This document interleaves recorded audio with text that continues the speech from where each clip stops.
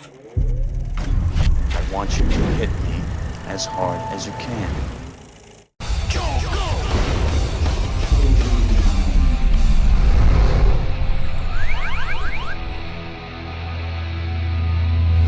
As we approach the end of a year that has been jam-packed with spy movies, it's only fitting that we've got a new adventure from the king of spy movies, James Bond, once again played by Daniel Craig in the series' 24th installment, Spectre. And though reviews have been mixed on this one, the Bond series has made it too far through so many highs and lows over 50 years to stop now. And we're here to make fun of some of the lows. Now earlier this year we paid some tribute to the Bond series with a look at the 60s spoof version of Casino Royale. So now let's move quite a few years ahead onto an actual Bond movie. The year was 1983, the Bond was Roger Moore, and the movie was Octopussy. By the time of this Bond adventure, Roger Moore was 5 movies in and 56 years old. So the Bond producers began looking for a new and younger actor to drive the Aston Martin. But then it was announced Sean Connery was coming back to play Bond in the unofficial Bond flick Never Say Never Again. So the producers decided to play it safe and stick with Roger Moore, whose final 2 movies ended up being considered 2 of the worst films in the series. So let's go ahead and take a look at Octopussy, because anyone who knows me knows that I am an expert when it comes to pussy!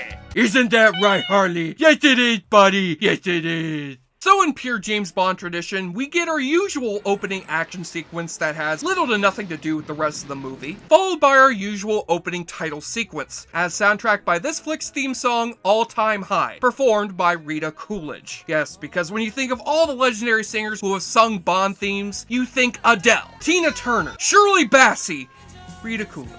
Ah, but I kid, this theme song. Any Bond theme that merits getting referenced in Ted is clearly worthwhile.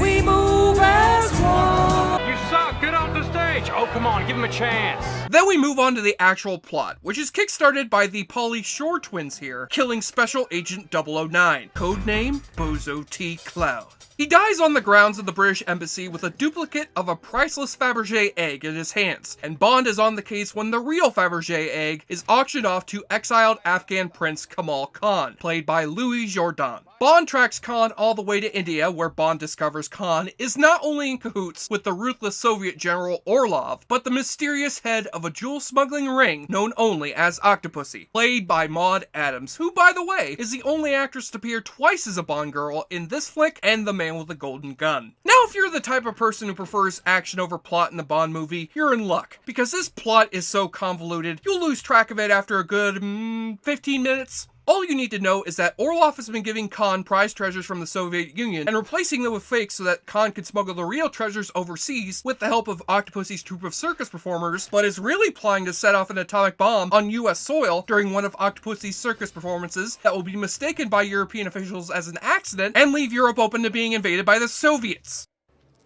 Yeah, I know, it's kinda complicated, but thankfully any worries over plot take a backseat to Bond doing what he does best. Shooting bad guys, betting hot babes, and utilizing Q's latest batch of cool gadgets. It also contains some of the dumbest moments in the franchise's history. And in a franchise that has had James Bond go to space and drive an invisible car, these moments are pretty goddamn ridiculous. We've got Bond meeting up with his partner in India when he hears the guy performing the Bond theme on a snake charming flute.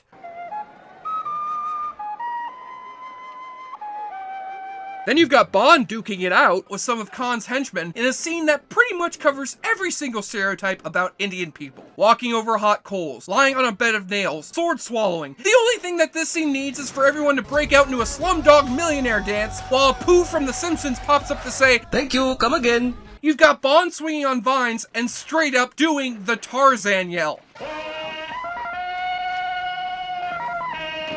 And finally, you've got Bond disguising himself not just in a gorilla costume, but as a motherfucking clown. General, there's a bomb in that cannon.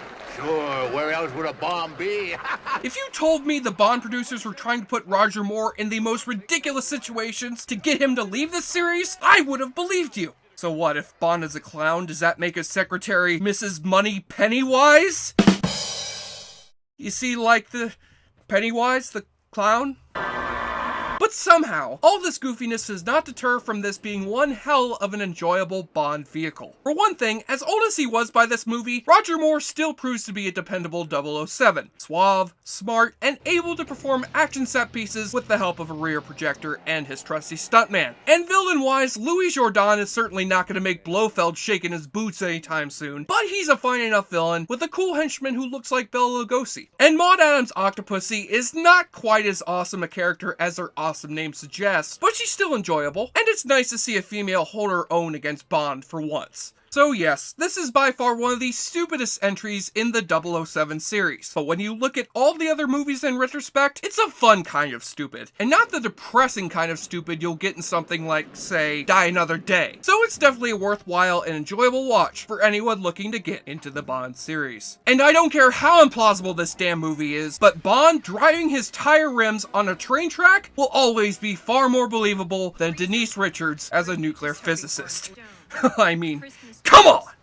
I'm gonna be a nuclear physicist. I don't expect you to talk, Mr. YouTube viewer. I expect you to get drunk once we have tortured you with the awfully good drinking game. Take a shot or drink every time Bond gets off another wisecrack. Tara sounds like a load of bull.